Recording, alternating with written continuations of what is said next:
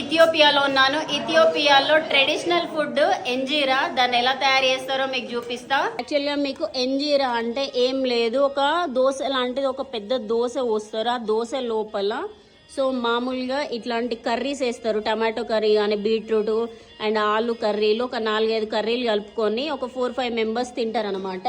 So ఒక curry చేసేసి టమాటా curry, దాంతోపాటు ఇగో ఈ బ్రెడ్ కర్రీ వేస్తుంది. దాని తర్వాత టమాటో కర్రీ, ఇట్లా 4-5 పొయ్యిలు ఉన్నాయి కదా, 5-6 కర్రీలు అయిపోయిన తర్వాత తింటారనమాట. నేను ఎంజీరా కాకుండా రోజు ఎంజీరా తింటున్నా.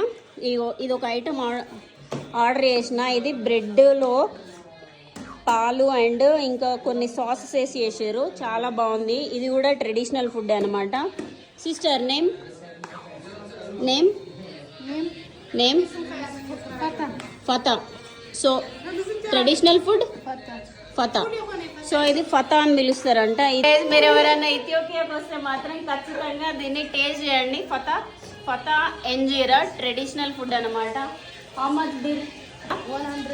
100. సో నేను అడిస్ అబాబాలో తిన్నప్పుడు 350 ఉన్నది. ఇది కొంచెం లోకల్ ఏరియా కాబట్టి 100 ఉంది. 100 ఓకే. ఇండియన్ కరెన్సీలో దాదాపు 70 రూపీస్, అంతే, ఎక్కువ కాదు. సో ఖచ్చితంగా అయితే టేస్ట్ చేయండి, ఓకేనా?